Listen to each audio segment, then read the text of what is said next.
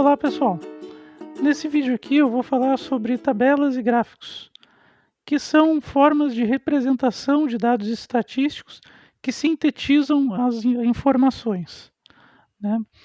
Bom, primeiro eu vou falar dos tipos de variáveis, né? Existem basicamente dois grandes tipos de variáveis, que são as variáveis qualitativas, né? Aquelas que não envolvem grandezas numéricas, e as quantitativas, que envolvem quantidades, né? E aí tem os subtipos, né, de variáveis. Então, falando das variáveis qualitativas, elas podem ser nominais, né? Então, o que é uma variável nominal?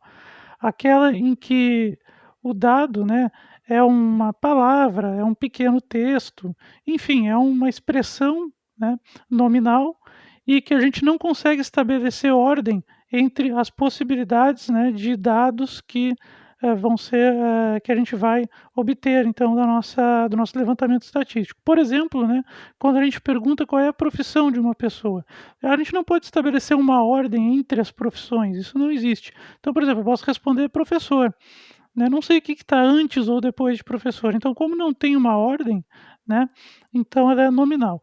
Quando a gente consegue estabelecer uma ordem entre a variável, né, que a gente está entre as possibilidades de respostas para a variável que a gente está pesquisando, né, então aí é chamado de variável qualitativa ordinal, né? Então aí tem uma ordem. Por exemplo, escolaridade. Existem os níveis de escolaridade, né? Tem a educação infantil, ensino fundamental, ensino médio. Quando a gente pergunta e alguém responde, por exemplo, ensino médio, a gente sabe que tem algo depois do ensino médio e antes do ensino médio, né? Tem uma ordem. Por outro lado, a gente tem as variáveis quantitativas, né?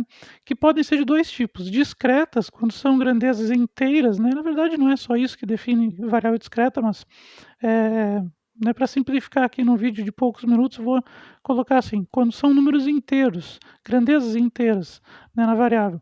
Então, por exemplo, número de filhos pode ser 1, 2, 3 ou 4. Não pode ser 3,2, né, por exemplo.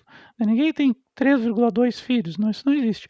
São números inteiros, né? E tem outras grandezas também que as possibilidades de resposta são números inteiros, ou, em outras palavras, quantidades discretas, né?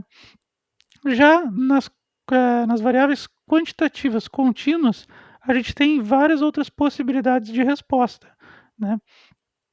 Por exemplo, a altura, né? Entre 1 metro e 2 metros existem infinitas alturas, né? 1,01, né? 1,10, 1,23. Posso até colocar mais casas decimais, né? Sei lá, se quiser muita precisão, 1,875, né? Com 3 casas decimais, enfim. Quando a gente tem muitas possibilidades de resposta, né, entre os números inteiros, inclusive, né, a gente costuma chamar de variável quantitativa contínua. É uma grandeza contínua, ou seja, tem uma continuidade, não tem, do 1 não vai direto para o 2, do 2 não vai direto para o 3. Então essa que é a principal diferença entre a variável quantitativa discreta e a contínua.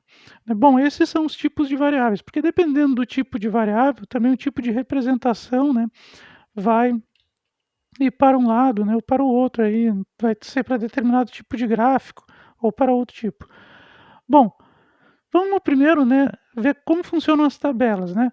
Basicamente, as tabelas e gráficos servem para resumir informações, né? Então, vamos supor, aqui eu tenho informações de previsão do tempo, estão aí no formato mais textual, né?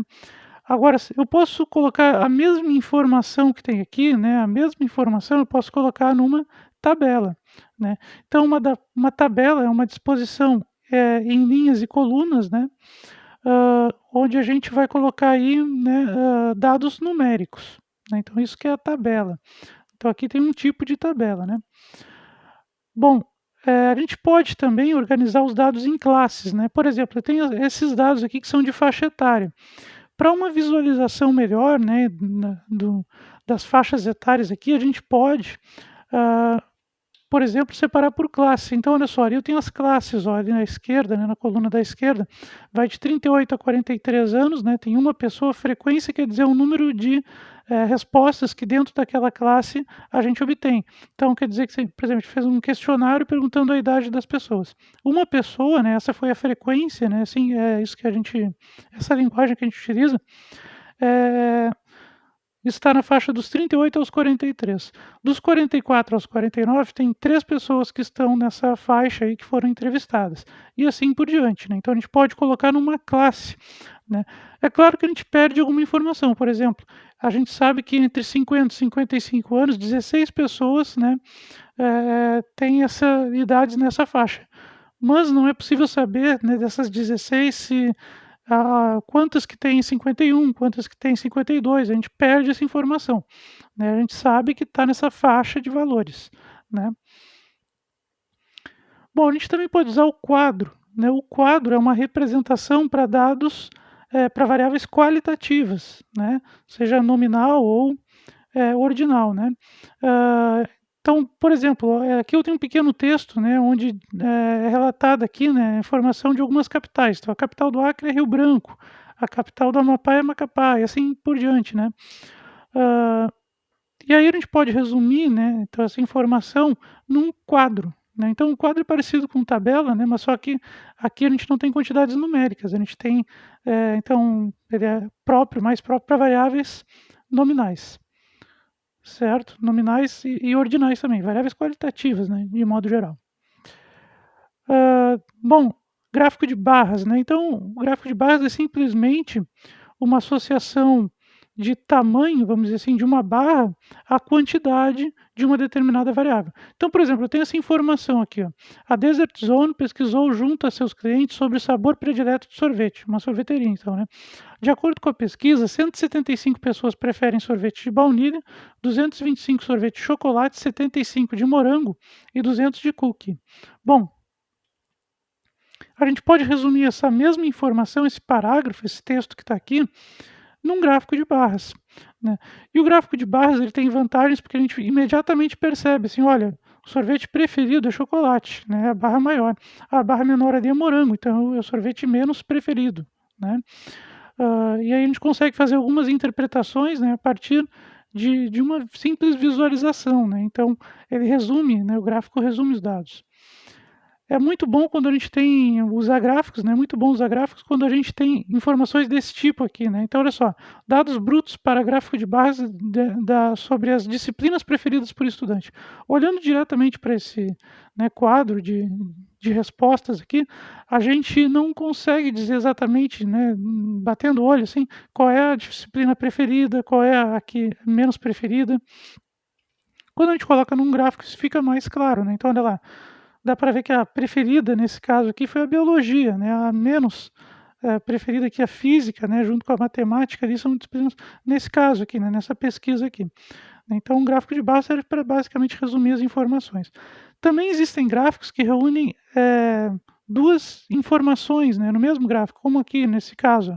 Aqui a gente tem dados brutos, né, para os esportes preferidos das meninas, então aqui tem uma informação que são, vamos supor, foi feito um questionário, né, um levantamento, e se perguntou então para esse número de meninas que está aqui, né, qual é o esporte preferido delas, né. Então elas foram respondendo: "Olha, uma disse futebol, outra também futebol, outra vôlei", assim por diante. O mesmo levantamento foi feito com os meninos, né. Então se perguntou e se obteve essas respostas aqui. A gente pode resumir, né, toda essa informação aqui num gráfico de barras duplas, né, por exemplo, né, e aí por isso que está a legenda ali, ó. Então tem ali a cor da barra que, eh, se refere aos meninos, né, e a cor da barra que se refere às meninas, né. E aí a gente tem ali, no caso, então a gente vai ver então, a gente pode fazer algumas interpretações, né. Por exemplo, futebol, a maioria dos que dizem preferir futebol são meninos, né. A maioria dos que dizem preferir tênis, né, do pessoal que foi entrevistado são meninas, né. Bom, e aí por diante, né. Então a gente pode visualmente já ter uma ideia, né, interpretar o que que foi o questionário, né, a partir do gráfico. Bom, gráfico de linhas. O gráfico de linhas ele é muito utilizado quando a gente tem uma variável que evolui no tempo, como por exemplo aqui, ó, o consumo de energia elétrica, né, por exemplo, em março foi 80 kWh, né, ah, abril 40 kWh e assim por diante, né. Se a gente olhar aqui, a gente até consegue ter uma ideia, né, do mês que né, mais teve consumo, enfim, a gente consegue ter uma ideia básica, né. Mas se a gente olhar num gráfico de evolução, né, um gráfico de linhas, imediatamente a gente consegue entender algumas coisas. Por exemplo, setembro, né, foi o mês onde teve maior consumo, né? O consumo cresceu muito entre abril e julho, né? O mês de menor consumo foi abril, então dá para a gente interpretar algumas coisas diretamente, né? Olhando no gráfico, comparando com outras informações aí, né?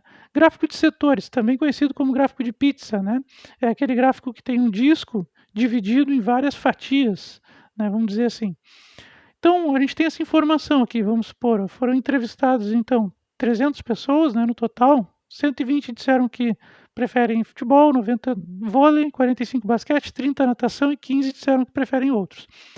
É normal no gráfico de setores a gente associar, né, cada quantidade, cada frequência, né, de respostas, enfim, eh, a um setor, né, que a gente chama, que é um pedaço de pizza, né, se a gente for pensar, fazer essa associação aí, né, é uma parte então do nosso disco, né, que vai se referir àquela informação. Mas é normal a gente fazer isso em termos de porcentagem. É muito comum a gente fazer isso em termos de porcentagem. Por quê? Porque a gente vai partir da ideia de que o disco todo, uma volta completa é 100%, né, o disco inteiro é 100%, né. Então a gente consegue comparar, né, então se isso é 100, né, então 10%, né, então é o total divididos por 10. Então, é comum que a gente primeiro passe, né, faça a conversão dessas quantidades para porcentagem, né. Então, olha só, futebol, qual é a porcentagem de respostas, né, para futebol, né? Bom, se 120 responderam que gostam de futebol, então a gente vai dividir 120 por 300. Por quê? Né, porque 300 é o total. Então vai dar 0,4, né, e aí para passar para a porcentagem, né, então 0,4 está no formato, né, de notação decimal. A gente vai passar para a porcentagem, né, para notação percentual. Como a gente faz isso? A gente multiplica por 100 e acrescenta o símbolo de porcentagem. Por quê? Porque se fosse o contrário, o que a gente faria, né? 40%, se eu quero passar para a notação decimal, tiro o símbolo de porcentagem e divido por 100, porque ele significa, né, divisão por 100. Aí daria 0,4. Como a gente quer fazer o processo inverso, então a gente vai fazer o contrário. O contrário de tirar o símbolo de porcentagem e dividir por 100 é multiplicar por 100 e acrescentar o símbolo de porcentagem. Da mesma forma que foi feito para o futebol, também vai ser feito para o basquete, para os outros, né, resposta de outros esportes, vôlei e natação. E aí a gente vai obter a porcentagem de cada um. É importante a gente conferir, né, depois que a gente fez esse cálculo, se realmente somando tudo dá 100%, tem que dar 100%, né. Então a gente pode fazer as contas de novo ali e conferir sempre, olha, deu 100%, né. Bom, aí a gente vai montar o nosso gráfico. É importante tomar o cuidado na hora de montar o gráfico de setores, né, de fazer com que os setores sejam, proporcional. O setor é cada parte, né, cada parte colorida ali do nosso gráfico, isso é um setor. Que seja proporcional. O que eu quero dizer com ser proporcional? Por exemplo, eh, 10%, né, preferem natação e 40% preferem futebol. Então o setor do futebol tem que ser 4 vezes maior do que o setor da natação, né. Então o setor da natação é 10%, o futebol é 40%. Então o setor do futebol, vocês podem ver que ele ocupa uma região ali que é 4 vezes maior do que a natação, né, o verde ali é o que predomina, né. Então visualmente isso também tem que fazer sentido, né. Então esse é o gráfico de setores. E somando tudo, né, a gente sempre é bom fazer esse teste, né, ver se realmente somando tudo dá 100% para sinal que está certinho aí, estão certinhas as nossas contas, né. Bom, pictograma. O pictograma nada mais é, na verdade, do que um gráfico de barras, só que ao invés da gente utilizar a barra, né, a barra mesmo, a gente utiliza desenhos, né, da variável a que se refere aquela barra. Então, por exemplo, vamos supor que eu quero fazer um pictograma, eu tenho esses dados brutos aqui, ó, gastos do mês, prestação do carro, cartão de crédito, celular e outras coisas, né. Então a gente vai fazer um gráfico de barras, né, com essas grandezas aqui. Ali no repara que a prestação do carro, né, em vez de estar uma barra, está o desenho de um monte de carros ali, né, representando então o quanto que gasta, né, com a prestação do carro aí no orçamento. Cartão de crédito, né, Então tem um monte de cartões ali, em vez de ter a barra, simplesmente. Celular também, os gastos com celular, né? Em vez de ter uma barra, tem ali o desenho do celular. Então, pictograma, na verdade, é um gráfico de barra, só que ao invés de usar a barra mesmo, né, se utiliza o desenho da variável a que se refere, né, aquela quantidade ali. O histograma, ele é muito utilizado, né, quando a gente tem dados organizados em classes, né, que nem no exemplo lá do início aqui do vídeo, né, onde eu mostrei ali. Então vamos supor que eu tenho esses dados aqui de idade, né, e aí vou separar por classes, né, por faixas etárias, né. Fiz da seguinte maneira, ó, uma classe que vai dos 28 aos 37, né. Aqui só um detalhe, tá, pessoal? A classe vai dos 28 até os 37, mas na verdade quem tem 37 anos não está na primeira classe. Por quê? Porque tem o detalhe do colchete. Quando o colchete está virado para fora, né, na linguagem matemática de conjuntos, quer dizer que aquele número não está incluído no intervalo, vai até ali. Né, no seguinte sentido, quem tem 36 anos, 12 meses, 28 dias, por exemplo, tá ali na primeira classe, porque ainda não tem 37, que é o limitante da classe. Mas a partir do momento que fez 37, então já não está na primeira e vai cair na segunda classe, tá. Então a primeira classe é dos 28 até os 37, né, mas quando quem tem 37 já vai para a segunda classe, né, dos 37 aos 46, segunda classe e assim por diante, né. O histograma, então, né, como eu disse, ele é utilizado para representar dados organizados em classes. Então, a gente tem a primeira classe com um número de pessoas 4, né, ou frequência da primeira classe, a gente pode dizer 4, da segunda classe 6 e assim por diante. Cuidado para não confundir o histograma com gráfico de barras. Né, tem uma pequena diferença. No histograma, as barras, né, que a gente até utiliza para representar cada classe, elas são juntas, né, significando, então, que os dados estão organizados por categorias, ali, por classes, né. Ao contrário do gráfico de barras que está separado. Eu já vi alguns gráficos de barras também que estão juntos, mas é uma utilização inapropriada justamente porque dá a entender que é um histograma. A característica do histograma é as barras serem juntas e quando termina uma classe começa a outra. Como vocês podem ver ali no eixo horizontal, né, ele tem ali 28, 37, 46, 55. Então, dos 28 aos 37, né, tem 4 indivíduos, 4 pessoas ali. E no 37 já começa a próxima classe, né. Então a ideia do histograma é para uma variável quantitativa contínua. Contínua nesse sentido, termina uma, começa a outra, né, exatamente, não tem lacunas entre as barras, né. Bom, distribuição de frequências, né. Então frequência é quantos tem em cada classe, basicamente é isso, né. Vamos supor que a gente tenha aqui, ó, hã, um levantamento, né, um questionário que pergunte o número de veículos, né, que a pessoa possui, né. E aí foram essas as respostas aqui, cada dado, né, desses aqui é uma resposta de uma pessoa. Então uma pessoa diz que não tem nenhum, outra pessoa diz que tem um, outra pessoa diz que tem o outro, né, um no caso, e assim por diante, né. Aí a gente pode organizar isso da seguinte maneira: 6 pessoas disseram que tem 0 veículos, 8 pessoas diz que tem um, 3 diz que tem 2 veículos, né, assim por diante, total 20 pessoas, né. Essa frequência a gente vai chamar de frequência absoluta, né. A classe aqui é o número de veículos, né, e quantos tem naquela classe? Bom, 0 veículos tem 6 pessoas, um veículo, 8 pessoas, e assim por diante, né. Aí a gente pode organizar isso numa tabela, né. A tabela de distribuição de frequências, ela pode variar, né, de livro para livro, de autor para autor, mas normalmente ela tem essas 5 colunas aqui, né. A primeira coluna indicando a categoria, né, nesse caso o número de veículos, né. Poderia ser algo nominal também, não precisa ser uma quantidade ali, né, pode ser, depende do questionário que tu vai fazer, a pergunta que tu vai fazer, né, mas se for número de veículos, então essas são as categorias. E outras colunas onde vai ter a frequência absoluta relativa, a frequência acumulada e a frequência acumulada relativa, tá. Então eu vou explicar cada uma delas. A frequência absoluta é quantas pessoas tem em cada classe, né. Então 6 pessoas responderam que não tem veículo, 8 pessoas responderam que tem um, e assim por diante. Então essa é a frequência absoluta. É comum também se colocar uma última linha onde a gente vai botar o total, que é simplesmente a soma, né, de tudo. Então ali a frequência absoluta, né, a soma de tudo é 20, então 20 pessoas participaram da pesquisa e essa é a distribuição da frequência absoluta, né. A frequência acumulada, né, então eu vou pular ali a frequência relativa, vou explicar depois, né, mas a frequência acumulada, ela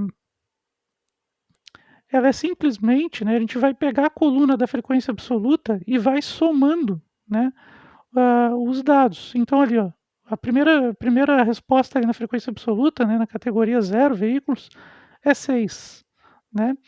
Então 6, né, a gente vai somar com 8, o próximo dado, 14, depois a gente vai somar com 3, né, 17, vai somar com mais 2, 19, vai somar com mais 1, 20, né.